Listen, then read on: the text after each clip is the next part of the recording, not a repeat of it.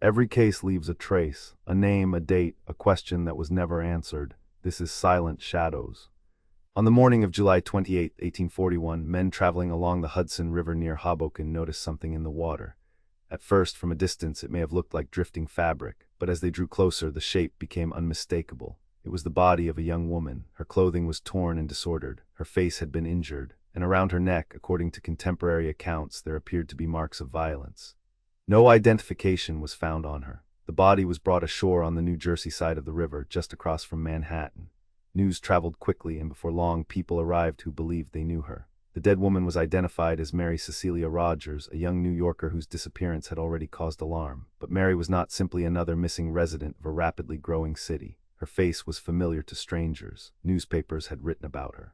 Customers had gone out of their way just to see her. They called her the Beautiful Cigar Girl. It was a nickname Mary reportedly gained while working behind the counter of a busy Manhattan tobacco shop owned by John Anderson. The shop attracted writers, journalists, politicians, and fashionable young men. Some came for tobacco. Others, by their own admission, came because Mary was there. Descriptions of her beauty appeared in print.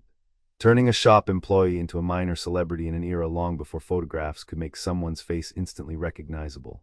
That celebrity mattered after her death. It meant the press did not treat Mary as an anonymous victim.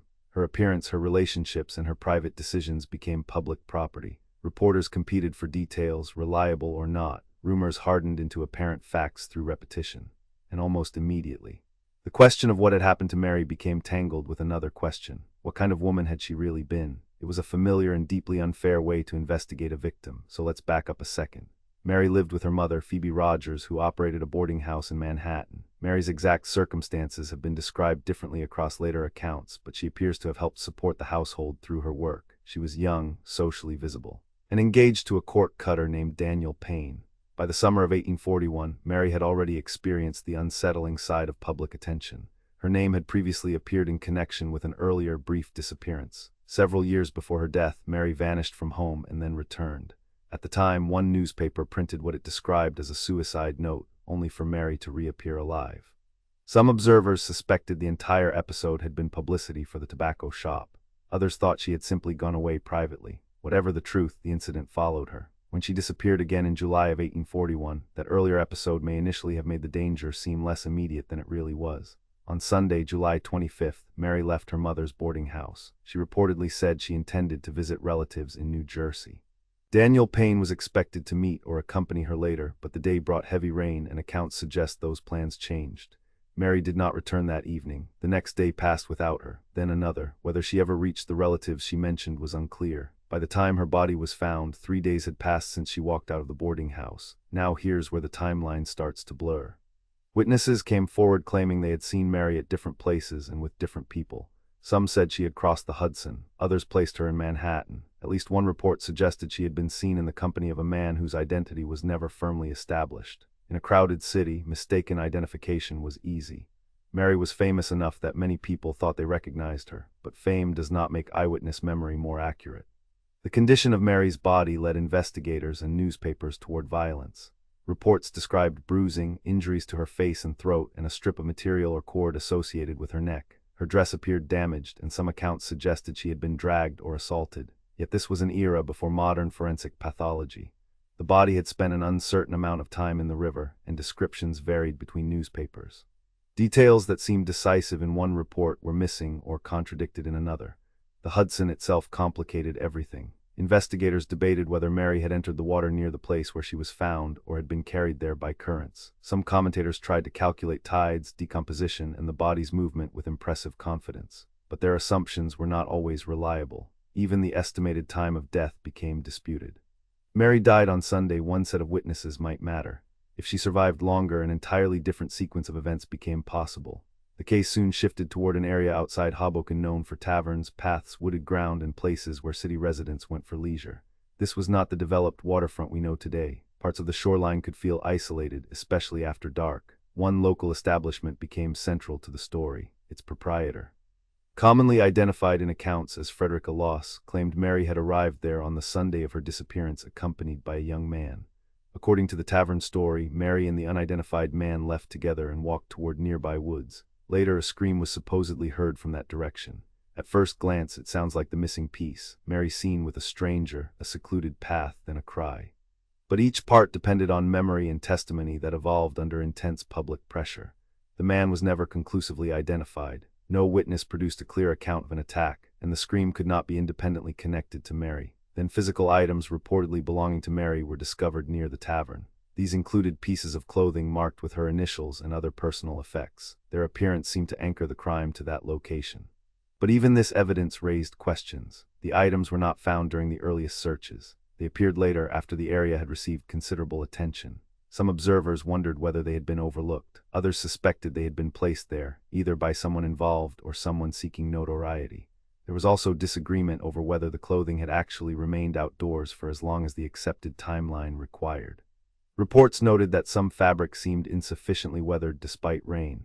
Vegetation around the items was interpreted in contradictory ways. None of this evidence was preserved according to anything resembling modern procedure. People handled objects, moved through the site, and discussed discoveries in the press. The supposed crime scene was effectively contaminated before anyone could establish whether it was a crime scene at all. Public opinion increasingly settled on a brutal murder committed by one man or perhaps a group. Newspapers speculated that Mary had been lured away, assaulted, strangled, and thrown into the river. Some accounts invoked gangs known to gather in isolated areas. Others focused on the unknown companion from the tavern. But speculation was doing much of the work. No suspect was tied to Mary through verifiable evidence, and no confession emerged that could withstand scrutiny. The case produced narratives faster than it produced facts. Mary's personal life also came under examination. Her engagement to Daniel Payne drew particular attention. Payne appears to have been deeply affected by her disappearance and death, but grief did not protect him from suspicion. Investigators and reporters questioned whether the couple had argued or whether Mary had concealed plans from him. There was no conclusive evidence that Payne killed her. Still, because intimate partners are often scrutinized in suspicious deaths, and because his later actions were so tragic, his name became inseparable from the mystery. In October of 1841, less than 3 months after Mary's body was found, Daniel Payne went to the Hoboken area near where she had been brought ashore. There he drank poison and died by suicide. A note was found expressing remorse and asking for forgiveness. One widely repeated version included the words, "World, here I am on the spot. May God forgive me for my misspent life." The message was anguished, but it did not clearly confess to harming Mary. Payne's suicide invited immediate interpretation. Some believed guilt had driven him to the place connected with Mary's death. Others saw a grieving man overwhelmed by loss, public suspicion, and despair. His reference to a misspent life could mean many things, especially in the language of the period. There was no detailed admission. No explanation of Mary's final hours, and no evidence in the note that only her killer could have known. Payne's death added tragedy to the case without actually solving it. And then in 1842, the story changed again. Frederick Loss, the tavern proprietor associated with the alleged sighting and scream, was reportedly dying after being accidentally shot by one of her sons. During her final illness, she was said to have made a statement about Mary Rogers. According to reports published afterward, Mary had not died in an attack by a stranger in the woods. Instead, she had come to the tavern for an abortion, and the procedure had gone fatally wrong. In this account, Mary died during or after the attempted procedure, and people connected to the tavern disposed of her body in the Hudson. The clothing near the woods was allegedly placed there to suggest an assault and redirect suspicion, if true. This would explain why personal items appeared late and why the tavern story seemed both specific and unstable. It would also reflect the dangerous reality of abortion in the 19th century, when secrecy, criminal penalties, and unregulated methods could turn a private crisis into a fatal one. But the so-called deathbed statement did not close the case. For one thing, it reached the public through other people, making its exact wording and context difficult to verify. Different versions circulated. It was unclear how much Frederica Loss had personally admitted, what she had merely heard, and whether those repeating her words had motives of their own. A deathbed statement can sound inherently truthful, almost sacred. Legally and historically, though, it is still testimony, and testimony can be incomplete, distorted, or false. The abortion explanation also conflicted with aspects of the physical evidence as it was reported. Injuries interpreted as strangulation or assault did not fit neatly with a medical death. Supporters of the theory argued those injuries could have resulted from efforts to move the body, conceal the cause, or stage a crime. Critics thought that required too many assumptions, and because no reliable autopsy record answered the central questions. Later investigators were left comparing inconsistent newspaper summaries rather than examining the body itself. There was another complication. The handling of Mary's remains and the initial medical examination were widely criticized. 19th-century coroners worked without the tools available today.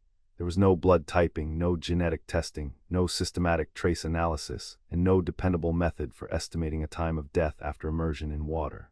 Even pregnancy could be difficult to establish from surviving reports. Once Mary was buried, much of the direct evidence was gone. What remained was a paper trail shaped by rumor and competition. The newspapers were not neutral observers. Mary's case arrived during a period when the popular press was learning how effectively crime could sell copies. Editors printed anonymous letters, witness claims, theories, and rebuttals. One paper might announce a breakthrough, while another attacked its credibility. The public followed the investigation almost as an ongoing serial. That attention helped keep pressure on authorities, but it also rewarded dramatic certainty.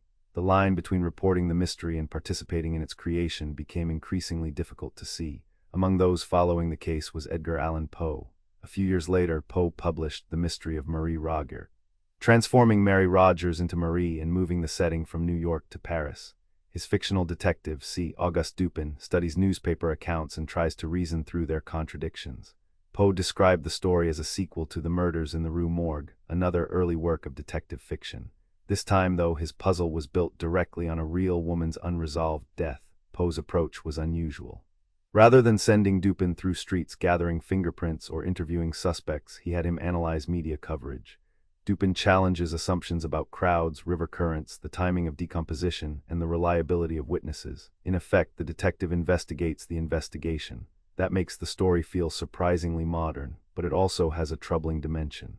Mary's death became raw material for a literary experiment while her family was still living with the consequences, and her killer, if there was one, remained unknown.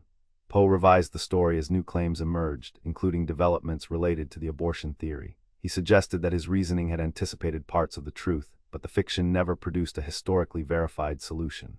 Readers sometimes treat Dupin's conclusions as if they settle Mary's case.